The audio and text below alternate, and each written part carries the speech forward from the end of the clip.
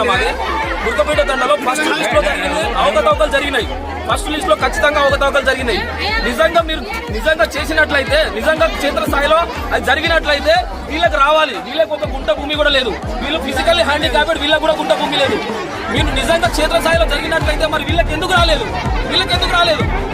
ఈ పథకం ఉన్నది పేదవాళ్ళ కోసం కాబట్టి పేదవాళ్ళకి చెందాలి. మాకు అవసరం లేదు. నాకు అవసరం లేదు. 365 పేర్లు చెప్పారు. దాంట్లో మా తండ్రి ఒక్క పేరు లేదు. ఎందుకు లేదు సార్? వాళ్ళ పేరు మాకనే లేదు. పథకం ఈ రేవంత్ రెడ్డి గారు పెట్టింది దేనికోసం సార్? గవర్నమెంట్ ముఖ్యమంత్రి గారు మాకు వీళ్ళ కోసమే పెట్టింది. వాళ్ళకి ఇవ్వాలి కదా. అన్ని ఉన్న వాళ్ళకి ఎందుకు ఇస్తాం సార్? 100 పేర్లు